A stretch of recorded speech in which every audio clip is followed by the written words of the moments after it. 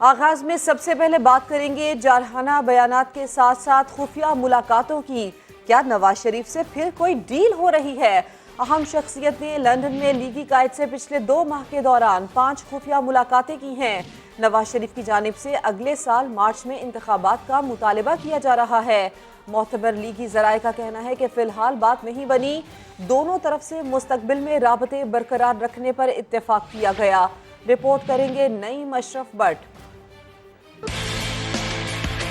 जारहाना बयानिया और खुफिया मुलाकातें, सियासी सूरत हाल पर बातचीत होने लगी। मोतबर लीगी जराये के मुताबिक नवाज शरीफ से लंदन में एक मरतबा फिर खुफिया मुलाकातों का सिलसिला शुरू हो चुका है। पिछले 2 माह में अहम मुल्की शख्सियत ने मियां साहब से 5 मुलाकातें की है, जिसमें मुल्की सियासी सूरत हाल के हवाले से मामलात पर बातचीत हुई और मुख्तलिफ ऑप्शंस पर गौर किया गया। मुलाकात में नवाज शरीफ ने फौरी इंतखाबात का मुतालबा किया है। जराये के मुताबिक नवाज शरीफ के साथ मुलाकातों से पहले एतमाद की फजा बनाने के लिए मुतलका शख्सियत ने लंदन में मौजूद लीगी रहनुमाओं और शरीफ खानदान के अफराद से मुलाकातें की थी। चंद माह कबल शहबाज शरीफ को लंदन जाने से रोकने के बाद इस आला शख्सियत ने नून लीग और नवाज शरीफ से मुलाकातों का सिलसिला शुरू किया। जराये के मुताबिक अभी तक बातचीत चल रही है और दोनों अतराफ किसी डील तक नहीं पहुँचे हैं और दोनों के दरमियान मुस्तकबिल में राबते बरकरार रखने पर इत्तेफाक हुआ है। नईम अशरफ भट्ट, समा, लाहौर। और अभी खबर यह है कि नवाज शरीफ के अहम शख्सियात के साथ राबते तेज हो गए हैं। लीगी रहनुमा जावेद लतीफ ने प्रोग्राम नदीम मलिक लाइव में तस्दीक कर दी। कहते हैं पाकिस्तान के अंदर के लोग हों या बाहर के, नवाज शरीफ के साथ राबते में हैं। पीटीआई रहनुमा अली मोहम्मद खान ने कहा, नवाज शरीफ की मुलाकात किससे हुई ये तो नून लीग ही बता सकती है। पाकिस्तान के अंदर हैं या पाकिस्तान के बाहर हैं, सबके राबते हैं नवाज शरीफ से और इन दिनों में ज्यादा तेज हैं। नवाज शरीफ लंदन में मुलाकातें कर रहे हैं। नून लीगी रहनुमा जावेद लतीफ ने नदीम मलिक लाइव में तस्दीक कर दी। पाकिस्तान के अंदर जो बासर लोग हैं या पाकिस्तान के बाहर जो बासर लोग हैं, जो पाकिस्तान के खैर खा हैं, वो समझते हैं कि नवाज शरीफ के अलावा इतना कोई मौजूदा रजीम में तजर्बाकार नहीं है जो इस भंवर से पाकिस्तान को निकालने की सलाहियत रखता हो। तो राब्ते तो हैं और बल्कि अब तेज हो गए। प्रोग्राम 7 से 8 में पीटीआई रहनुमा अली मोहम्मद खान का कहना था, नवाज शरीफ की किन से मुलाकातें हो रही हैं ये तो नून लीग ही बता सकती है। वो 3 बार के वज़ीर आज़म रहे हैं, तो कुछ ना कुछ उन्होंने भी उधर उठक बैठक तो करनी है। सियासत में मुलाकात होती है और मुखालिफ रहनुमाओं की भी होती है और मुलाकात होना कोई ऐसी अचंभे की बात नहीं है। बाकी डील हो रही है या नहीं हो रही उसके बारे में तो मैं कुछ नहीं कह सकता। आपके पास कोई मालूमात हो तो बता दी।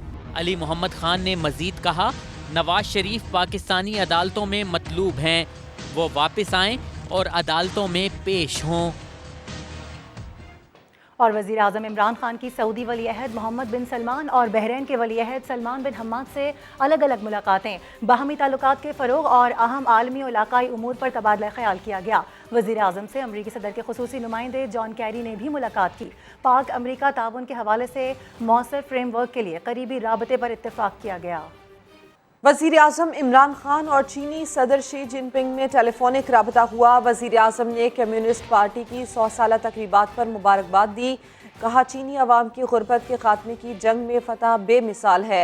दोनों रहनुमाओं में खित्ते की सूरत हाल और इलाकाई उमूर पर तबादला ख्याल किया गया। 2 तरफा स्ट्रेटेजिक ताउन पर मुबनी शराकतदारी के तमाम पहलुओं का जायजा लिया गया। बाहमी इक्तिसादी और तिजारती ताल्लुकात मज़ीद मजबूत बनाने पर भी इत्तेफाक किया गया। दोनों रहनुमाओं ने पाक चीन सिफारती ताल्लुकात के 70 साल पूरे होने पर एक दूसरे को मुबारकबाद दी। सी पैक मनसूबों की बरवक्त तकमील से मुतालिक खुसूसी गुफ्तगू भी की गई। वज़ीर आज़म ने सी पैक के इक्तिसादी जोन में चीनी सरमायाकारी का खैर मकदम किया। उनका कहना था कि ML1 रेलवे मनसूबे पर काम जल्द आगाज़ इसका होगा और इलाकाई तरक्की का बाइस भी ये मनसूबा बनेगा। वज़ीर आज़म ने कहा कि अफ़गान अवाम को मुआशी मसाइल से निकालने के लिए दुनिया अपना किरदार अदा करे। वज़ीर आज़म ने चीनी सदर को जल्द दौरे पाकिस्तान की दावत भी दी। एक और अहम मामला, वज़ीर आला बलूचिस्तान जाम कमाल मुस्ताफ़ी हो गए हैं। स्पीकर अब्दुल कुद्दूस बजिंजो ने भी ओहदा छोड़ दिया। BAP ने उन्हें नया वज़ीर आला बलूचिस्तान नामजद कर दिया है। रिपोर्ट करेंगे मोहम्मद आतिफ। वज़ीर आला बलूचिस्तान जाम कमाल अपने ओहदे से मुस्ताफ़ी हो गए। असम्बली इजलास के दौरान इनके खिलाफ अदम एतमाद की करारदाद वापस ले ली गई। स्पीकर अब्दुल कद्दूस बजिंजो ने भी अपना ओहदा छोड़ दिया। BAP के कायम मकाम सदर जहूर बुलेदी और सरदार अब्दुर्रहमान केतरान ने मीडिया से बातचीत करते हुए कहा कि कद्दूस बजिंजो को नया वज़ीर आला नामजद किया है। इनिशियल फेज पे अब्दुल कद्दूस बजिंजो का नाम आया है, उस पे हम इंटेक्ट हैं इंशाअल्लाह ताला। और हमारी कॉन्टेक्ट्स जो हैं, बाकी जो हमारा दड़ा है पुलिस अवामी पार्टी का, उनके साथ भी हमने एस्टेब्लिश कर लिए हैं। पीपल्स पार्टी के रुकन असम्बली सनाउल्लाह ज़हरी ने कहा कि माजी पर बात नहीं करेंगे। उन्होंने पार्टी फैसले की पाबंदी की। जो भी हुआ पिछले दौर में हुआ होगा, अभी हमारी पार्टी का फैसला है कि भाई आपने अपोजिशन में है और अपोजिशन का साथ देना है। रुकन असम्बली सरदार साले बोतानी ने कहा कि हुकूमत साजी के लिए इत्तेहादियों को एतमाद में लेंगे। बलूचिस्तान की हुकूमत अगर चेंज की गई है तो चेंज नज़र आ रही है। गरीबों के लिए दरवाजे खुले रहें, गरीबों के जो है वहाँ पे रसाई हो, गरीबों की कोई सुनवाई हो। साबिक वज़ीर आला बलूचिस्तान जाम कमाल ने ट्वीट करते हुए कहा कि 3 सालों में बहुत सारे तरक्याती मंसूबे अंजाम को पहुँचे, कई ज़ेर तकमील और बजट में शामिल किए। ज़ाती एजेंडे की खातिर इन मंसूबों को पटरी से उतरने नहीं दिया जाएगा। कैमरामैन शहजाद अनवर, अब्दुल वहीद के साथ मोहम्मद आतिफ समा, कोयटा। अब आपको ये बताएं कि कलअदम तहरीक लब्बैक का मुमकिना मार्च रोकने के लिए दरियाए जहलुम के दोनों तरफ खंदकें खोदने की तैयारियां शुरू कर दी गई हैं। दरियाए जहलुम के पुल पर तामीर हिफाजती दीवारें भी तोड़ दी गई हैं। पुलिस के मुताबिक पुल पर ट्रेलर रखे जाएंगे, जिससे ये रास्ते बंद किए जाएंगे। भारी मशीनरी भी मौके पर पहुंचा दी गई है।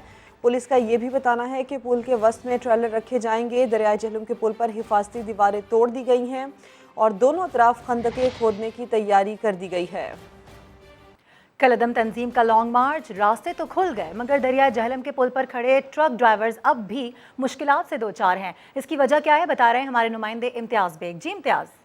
जी बिल्कुल ऐसा है कि कलअदम तहरीक लब्बैक के मार्च को रोकने के लिए हुकूमत ने दरियाए जेहलम के पुल पर जिन गाड़ियों को रोका हुआ है, मार्च तो पेंडिंग हो गया है और रास्ते भी खुल गए हैं। ट्रैफिक इस वक्त रवां दवां है, लेकिन जो गाड़ियां रोकी गई हैं, जो गाड़ी पकड़ी गई हैं, उनको अभी तक छोड़ा नहीं गया। ड्राइवर्स जो हैं वो बड़ी तादाद में मेरे साथ मौजूद हैं, उनसे जानते हैं कि उनको किन मुश्किलात का सामना है। जी सर। अस्सलाम वालेकुम सर, हम 3-4 दिन से इधर खड़े हैं, ठीक है। हमारी गाड़ियों के कागज़ ले लिए हैं, चाबियाँ ले ली हैं, ठीक है। कोई दे नहीं रहा, रास्ते सब खुल गए हैं, किसी को जाने हमें जो 3-4 दिन से खड़े हैं नहीं जाने दे रहे। पता जी ड्राइवर्स का यही मसला है कि यहाँ पर खाने पीने का बंदोबस्त नहीं है, नमाज पढ़ने का बंदोबस्त नहीं है और इनकी गाड़ियों के कागज़ जो हैं वो भी पुलिस स्टेशन में मौजूद हैं, चाबियाँ इनकी ले ली गई हैं और इनको सख्त मुश्किलात का सामना इन्होंने हुकूमत पंजाब से मुतालबा किया है कि इनकी गाड़ियों के कागज़ और चाबियाँ वापस की जाएँ ताकि ये अपने घरों को रवाना हो सके। जी इम्तियाज़, तफसील के लिए आपका शुक्रिया। सुप्रीम कोर्ट ने मुल्क भर के एयरपोर्ट्स की ज़मीनों पर शादी हॉल्स ख़त्म करने का हुक्म दे दिया है। चीफ जस्टिस गुलजार अहमद का कहना है कि अपना काम हो नहीं रहा और शादी हॉल्स चला रहे हैं। एयरपोर्ट की ज़मीन सिर्फ एयरपोर्ट के मकासद के लिए इस्तेमाल होगी। हमें एक्ट के तहत इजाज़त है, बिजनेस के लिए किया है, ये कहना है DG सिविल एविएशन का, जिस पर चीफ जस्टिस बरहम हुए। उन्होंने कहा तो छोड़ दें एयरपोर्ट्स को, शादी हॉल्स ही चला लें। आपको एयरपोर्ट के लिए ज़मीन दी गई थी, शादी हॉल्स के लिए नहीं। चीफ जस्टिस गुलजार अहमद ने बरहमी का इजहार किया और उन्होंने अपने रिमार्क्स में ये कहा कि अपना काम हो नहीं रहा और शादी हॉल्स चलाए जा रहे हैं, तो छोड़ दें एयरपोर्ट्स को, शादी हॉल्स ही चला लें। आपको एयरपोर्ट के लिए ज़मीन दी गई थी, शादी हॉल्स के लिए नहीं। और T20 वर्ल्ड कप के पहले मैच में पाकिस्तानी शाहीनों ने भारतीय सुरमाओं को तारीखी शिकस्त दी जो मुद्दतों याद रखी जाएगी। और अब हारने की बारी है दौरा मंसूख करने वालों की। पाकिस्तान आज अपना दूसरा मैच न्यूजीलैंड के खिलाफ शारजा में खेलेगा। दुबई में जीत का झंडा गाड़ दिया, अब है शारजा का मैदान और सामने है कीवीज। कोहली के बाद अब बाबर आजम विलियमसन से पंजा आजमाई करेंगे। तो सबसे पहले कप्तानी का रिकॉर्ड देखते हैं। बाबर आजम ने 16 मैचेस जीत रखे हैं, 8 हारे हैं, जीत का तनासुब है 66%। दूसरी जानिब विलियमसन ने 49 में से 23 मैचेस जीते हैं और 24 हारे हैं, यानी कि जीत की शरह है 49%। अब बॉलर्स पर अटैक की बात हो तो बाबर को विलियमसन पर बरकत कैसे? 57 इनिंग्स में बाबर आजम की बैटिंग एवरेज है 48 और स्ट्राइक रेट 130 का है। मध्य मुकाबल 65 इनिंग्स में कीवी कप्तान की औसत है 31 और स्ट्राइक रेट है 125 का। अब बात करेंगे ओपनिंग बैट्समैन की। ओपनर मोहम्मद रिजवान क्या खतरनाक फॉर्म में है। रन्स बनाने की औसत 52 रन्स 3 इनिंग्स तक जा पहुंची है और स्ट्राइक रेट भी उनका बढ़ा है, 130 हो गया है। दूसरी जानिब Kiwi opener Martin Guptill batting average Rizwan के मुकाबले में कम है, 32 रन 3 इनिंग्स है, मगर स्ट्राइक रेट 137 का है। That matters in T20। अब बॉलिंग की बात करें। भारत के खिलाफ जीत के हीरो शाहीन शाह अफरीदी 31 इनिंग्स में तकरीबन 26 की औसत और 8 के इकोनॉमी रेट से 35 विकेट ले चुके हैं। इनका होगा मुकाबला न्यूजीलैंड के बॉलिंग अटैक के लीडर ट्रेंट बोल्ट। 34 मैचेस में 23 की एवरेज रखते हैं, विकेटों की तादाद 40 है और इकोनॉमी रेट है 8.5 का। वैसे यूएई में स्पिनर्स का किरदार भी बहुत अहम है, तो बात कर लेते हैं ऐसे में शादाब की। शादाब खान 50 इनिंग्स में 23 की औसत और 7.3 की इकोनॉमी से 59 शिकार कर चुके हैं। इनके मध्य मुकाबल होंगे कीवी स्पिनर इश सोढी। इनकी एवरेज 21 और इकोनॉमी रेट 8.07 है। और ग्रीन शर्ट्स ने पहले मैच में भारत को शिकस्त दी। समा की मलका की पेशगोई दुरुस्त साबित हुई। न्यूजीलैंड के खिलाफ मैच का क्या नतीजा निकलेगा, इस बार समा की मलका किसको फेवरेट करार दे रही है, देख लेते हैं। भारतीय सुरमाओं को शिकस्त देने के बाद पाकिस्तानियों का मुराल है हाई और एक और मैच पाकिस्तान वर्सेस न्यूजीलैंड जो कि जीतना लाजमी है, क्योंकि पाकिस्तान की जानिब से कहा गया था कि न्यूजीलैंड ने जो 11वें तौर पे खेलने से इनकार किया था उसका बदला ग्राउंड में लेंगे। तो समा की मलका है ना, इससे पूछते हैं कि कौन जीतने जा रहा है।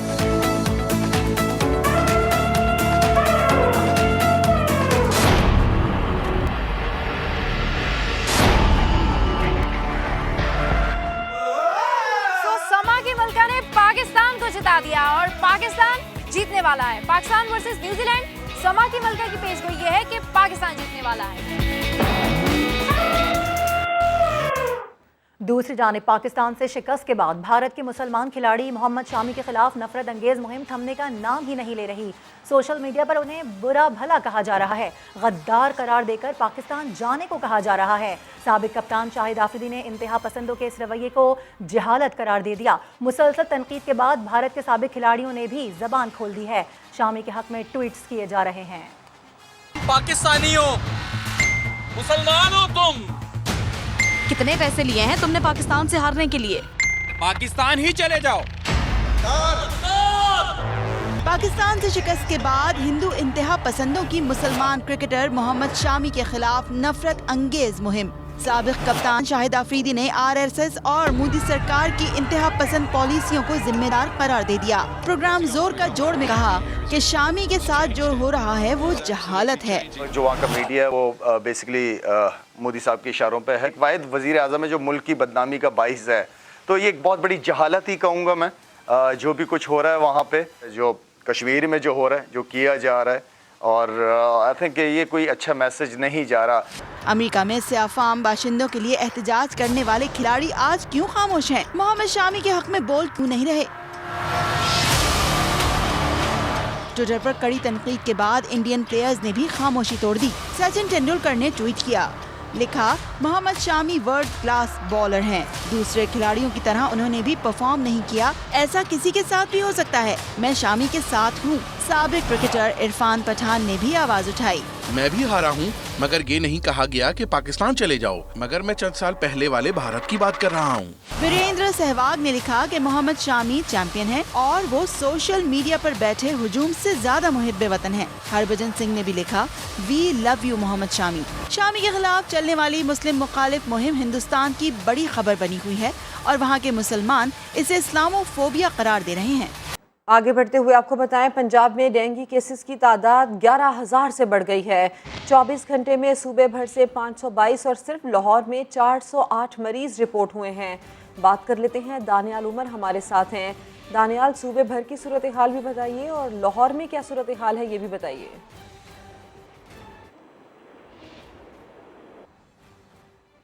राब्ता करने की कोशिश करते हैं दानियाल उमर से। पंजाब में सूरत हाल ये है कि डेंगू केसेस की तादाद 11,000 से बढ़ चुकी है। 24 घंटे में सूबे भर से 522 और सिर्फ लाहौर में 408 मरीज रिपोर्ट हुए हैं। दानियाल, मजीद बताइए।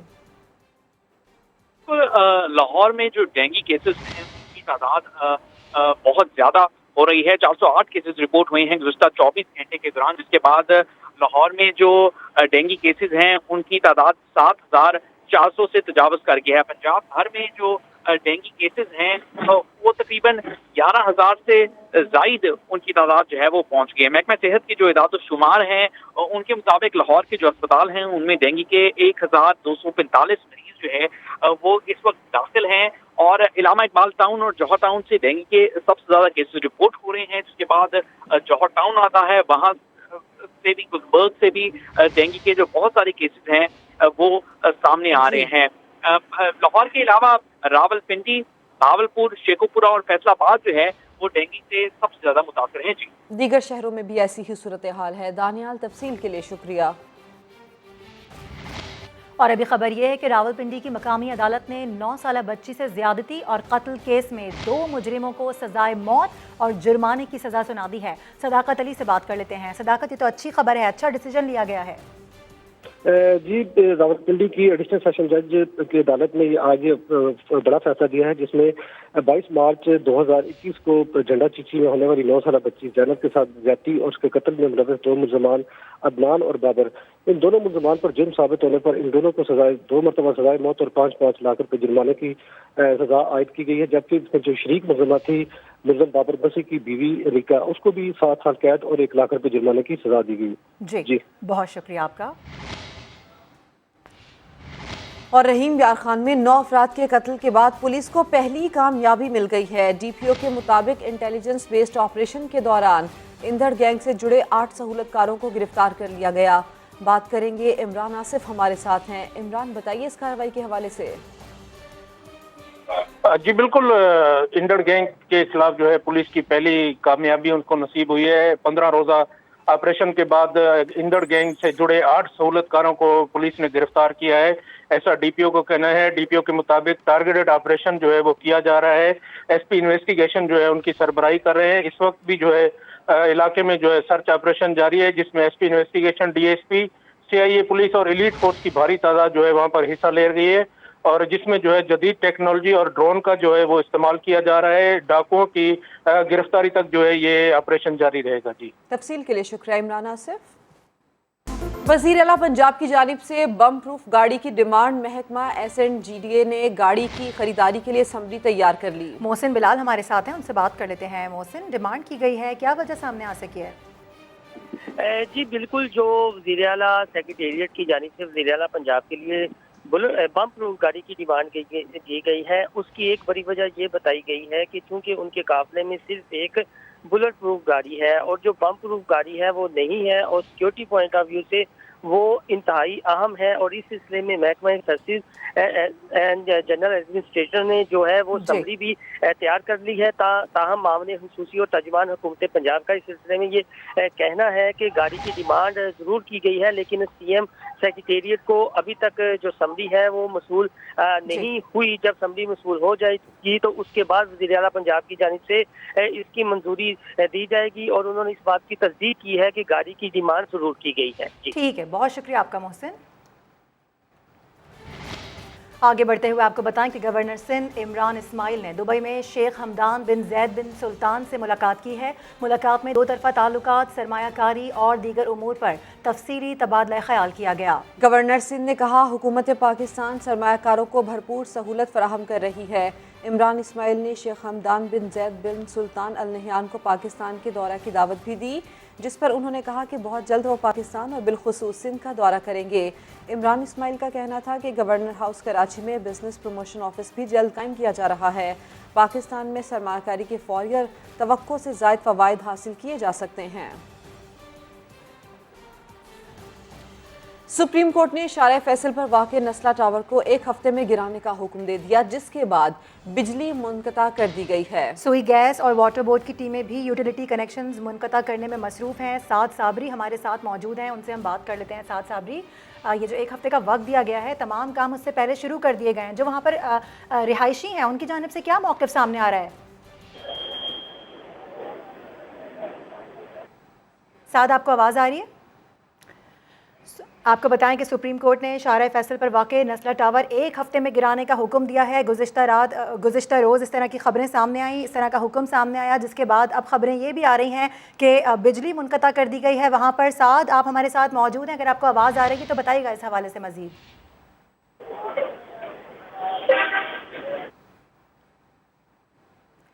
मनाजिर भी हम आपको दिखा रहे हैं, टीम्स वहाँ पर पहुँच चुकी हैं। सुई गैस और वाटर बोर्ड की टीमें भी यूटिलिटी कनेक्शंस मुनक़ता करने में मसरूफ़ हैं। हुक्म दिया गया था, उसके बाद अब हम देख रहे हैं कि शाहराह फैसल पर वाक़े नस्ला टावर की बिजली को मुनक़ता कर दिया गया है।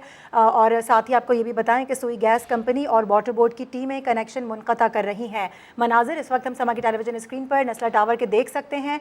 वहाँ पर जो मकीन हैं उनकी जानिब से भी यकीनन शिकवा किया गया था सिद्रा, और यही कहा गया था कि कुछ वक्त का मज़ीद हमें मोहलत दी जाए। टूटी फूटी सड़कें और खस्ता हाल सीवरेज का निज़ाम लाहौर में 2 मोरिया पुल के रिहायशियों के लिए दर्द सर बन गया है। अहले इलाका का क्या कहना है, जान लेते हैं उन्हीं की ज़बानी।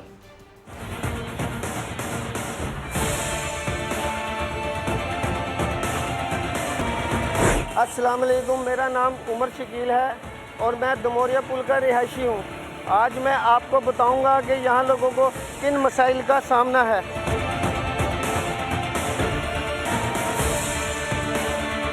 तकरीबन 2-2.5 साल से यहाँ सीवरेज का निज़ाम ख़राब है और यहाँ कोई पूछने वाला नहीं है, जिसकी वजह से मुख्तलिफ बीमारियाँ जन्म ले रही हैं। एक तरफ सीवरेज का नाकुस निज़ाम, दूसरी तरफ ये टूटी फूटी सड़कें, जिसकी वजह से आम आदमी को यहाँ से गुजरने में मुश्किलात का सामना है।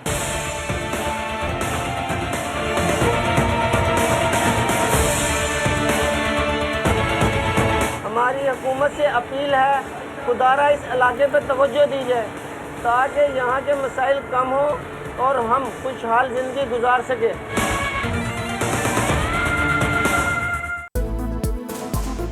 Welcome back. सियालकोट में शदीद जालाबारी से सरहदी इलाकों में 70 से ज़ायद देहात की 16,000 एकड़ पर काश्त तैयार धान की फसल तबाह हो गई है। समा के नुमाइंदे शहजाद अहमद इस वक्त चारवा में मौजूद हैं, उनसे मजीद बात करते हैं। शहजाद बताइए।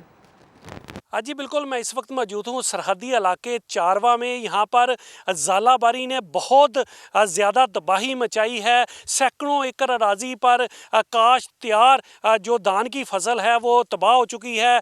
सब्ज़ी की फसल हो या चारा की फसल हो, वो भी शदीद मुतासर हुई है, जिसकी वजह से किसान बहुत ज़्यादा परेशान है। बल्कि जो बड़े ज़मींदार थे उनकी भी कमर जो है वो टूट गई है। अगर कैमरामैन दिखाए तो आप ये देख सकते हैं, मेरी बाएं जानब ये धान की फसल है और ये ज़मीन पर लेटी हुई है। और अगर मेरे दाएं जानब दिखाई जाए फसल, तो ये फसल आधी लेटी हुई है और आधी खड़ी है। लेकिन जो फसल खड़ी है उसका भी कोई हाल नहीं है। उसके ऊपर जो सिट्टा था, सिट्टे के ऊपर जो दाने थे, जिसको हम मुंजर कहते हैं, वो भी जो है वहाँ से झड़ चुका है, ज़मीन पे गिर चुके हैं। तो फसल जो है उसको शदीद नुकसान हुआ है, बड़ी तबाही मचाई है ज़ालाबारी ने।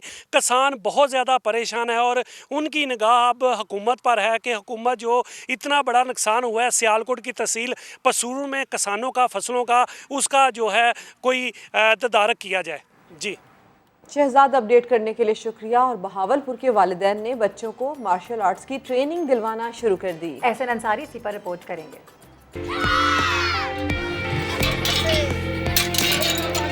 स्ट्रेचिंग, एक्सरसाइज, पंचिंग और किक्स की ट्रेनिंग। बच्चों को मौका मिले तो वो ये सब बड़े शौक से सीखते हैं।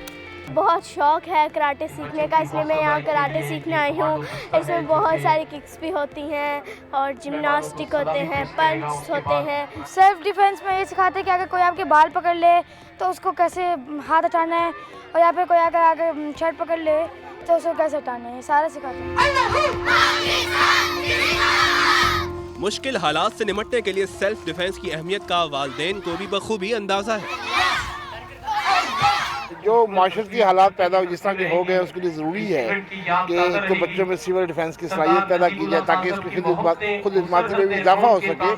वालिदैन का कहना है कि गैर निसाबी सरगर्मियाँ जहाँ बच्चों की जिस्मानी नशोनुमा और सलाहियतों में इजाफे का बाइस बनती हैं, वहीं इन्हें मुआशरती बुराइयों से बचाने में भी मुफीद साबित होती हैं। एहसन अंसारी, समा, बहावलपुर।